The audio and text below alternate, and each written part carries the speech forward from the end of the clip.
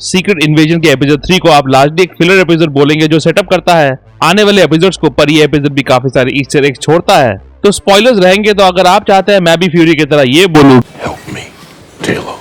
क्योंकि ये वीडियो अगर आपने एपिसोड देखने के पहले देखा तो बहुत कुछ स्पॉइल हो जाएगा आपका, तो एज अ स्पॉइलर वार्निंग मैं बजा देता हूँ स्पॉइलर अलर्ट घंटी, क्योंकि ये है secret invasion episode 3 breakdown video. और वेलकम टू द चैनल जो प्लेटफॉर्म है एमसीयू, डीसी और फिल्मों की हर खबर का जस्ट अ रिव्यू। एपिसोड की शुरुआत में ग्राविक अपने प्लान्स का पत्ता खोल देता है जब वो मेंशन करता है इस नाम को, super Skrull. Super powered Skrulls है जो एवेंजर्स से लड़ पाएंगे। कॉमिक्स में इन्हें बनाया था ड्रॉगी ने, जो पिछले एपिसोड में टीज हुआ था। ड्रॉगी ने इनकी शक्तियां फैंटास्टिक फोर की शक्तियों को रेप्लिकेट करके बनाई थी, पर यहाँ इन सुपर स्क्रल्स के पास ग्रूट की स्ट्रेचिंग एबिलिटी होगी, कल ऑब्सीडियन की हल्क लेवल ताकत होगी, फ्रॉस्ट जायंट की ठंडी शक्ति होगी और एक्सट्रीमिस्ट की आग उगलने वाले पावर्स होंगे जो ऑलरेडी ग्राविक के पास मौजूद है। इस सीन में दिखाया जाता है जब थैलोस उसका हाथ काटता है जिससे ग्राविक इमीडिएटली हील हो जाता है एक्सट्रीमिस्ट के पावर से।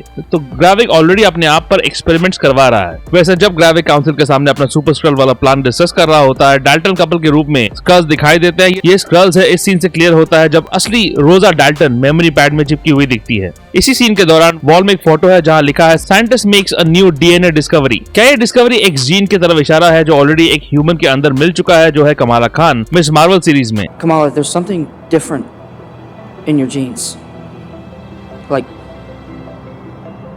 a mutation. क्या इसी तरह धीरे धीरे एक्स जीन फिर एक्समैन को प्रॉपर्ली इंट्रोड्यूस किया जाएगा एमसीयू में। एपिसोड 2 के अंत में ये दिखाया गया था कि फ्यूरी ने एक स्क्रल से शादी कर ली थी, पर क्या फ्यूरी को पता है कि वो स्क्रल है? जी हाँ, पता है, जैसे मैंने एपिसोड 2 के ब्रेकडाउन में प्रेडिक्ट किया था। इसमें दर्शाया गया है कि ये औरत स्क्रल वारा है जो एपिसोड 2 के बिगिनिंग फ्लैशबैक सीन में दिखती है। ये क्लियर किया गया है कि एक फ्लैशबैक सीन से जहां फ्यूरी और वारा मिलते हैं न्यूयॉर्क के एक कॉफी शॉप में 1998 में। यहाँ मेंशन होता है ड्रेकॉफ, जिस पर वारा जासूसी कर रही थी। ड्रेकॉफ था ब्लैक विडो मूवी का विलन जिसे उस फिल्म में निभाया था एक्टर रे विंस्टन ने। ड्रेकॉफ पर फ्यूरी की नजरें काफी टाइम से थी, इसलिए ब्लैक विडो में भी ये रेफर किया गया था कि दोनों नताशा रोमनॉफ, स्कारलेट जोहानसन का किरदार और क्लिंट बार्टन, जेरेमी रेनर का किरदार ड्रेकॉफ को मारने के लिए भेजे गए थे और उसी में उसकी बेटी बुरी तरह से घायल हो गई। इसके बाद उसके पिता ने उसे बना दिया टास्क मास्टर। खैर, फ्यूरी और वारा के बीच कन्फ्रंटेशन सीन में दिखता है एंड्रयू मैकडोनाल्ड का किरदार स्टर्न्स, जो वर्ल्ड वॉर 3 अफवाह फैला रहा है।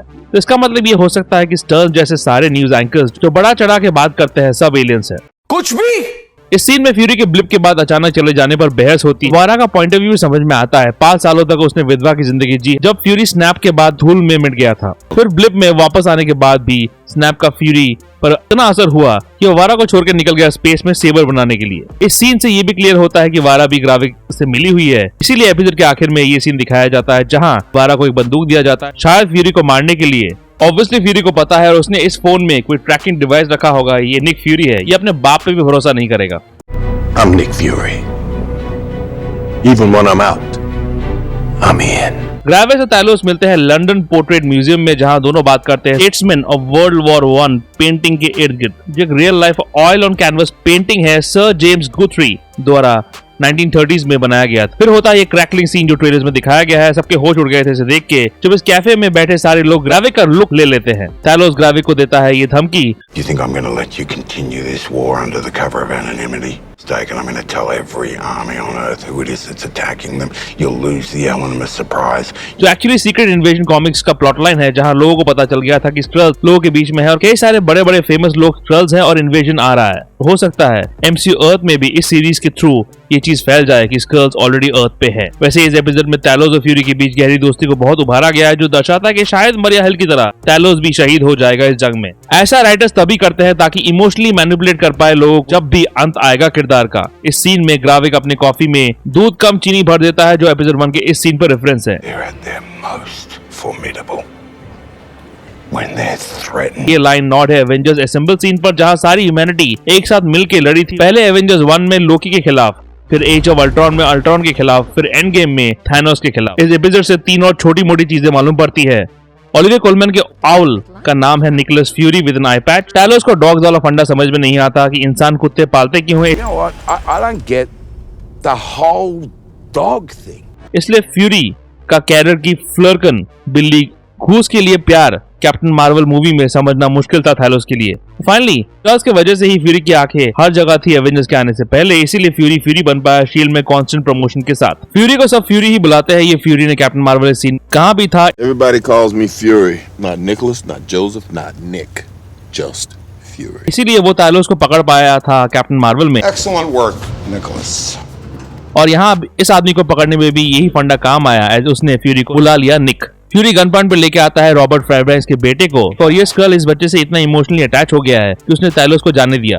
हालांकि असल में ये इस बच्चे का पिता भी नहीं है, जो इस सीन से क्लियर होता है कि जब जिया रॉबर्ट के मेमोरीज को देखती है तो स्क्रल्स जब लोगों के रूप लेते हैं, ना सिर्फ रूप लेते हैं पर उनके इमोशंस को भी ले लेते हैं। इस बच्चे का नाम है जैकरी, जिसे काफी स्क्रीन टाइम दिया गया फॉर अ माइनर कैरेक्टर। ये कॉमिक्स से जैकरी द म्यूटेंट हो सकता है जो कैलिफोर्निया में रहता था। अपनी म्यूटेंट एबिलिटीज को कंट्रोल करने के लिए पहले जेवियर स्कूल में गया था, जो है प्रोफेसर एक्स का म्यूटेंट स्कूल। बाद में वो वहां से भाग के पहुंच गया मद्रिपुर, वो जगह जो ऑलरेडी टीज हो चुकी है falcon and the winter soldier में। हो सकता है जब भी जैसे भी म्यूटेंट्स एमसीयू में आए, जैकरी का एक्स जीन तब उजागर हो और वो अपनी कॉमिक बुक जर्नी पर जाए। ऐसा कई बार हुआ जब मार्वल ने हीरोज के छुटपन को दिखाया है, जैसे आयरन मैन 2 में इस बच्चे को रेडकॉन करके टॉम हॉलैंड एके स्पाइडरमैन एके पीटर पार्कर का छोटा वर्जन बताया गया था। एपिसोड के अंत तक जिया का भेद खुल जाता है और ग्राविक उसे गोली मार देता है। तो क्या ये एमिलिया क्लार्क के किरदार का अंत है? लगता तो नहीं है। ट्रेलर्स में जिया के काफी सीन्स दिखे हैं एक फ्यूरी के साथ बात करते हुए। ये भी हो सकता है कि ग्राविक या उसके किसी साथी ने जिया का भेष लेकर फ्यूरी की पार्टी में बाद में जाके इन्फिल्ट्रेट कर लिया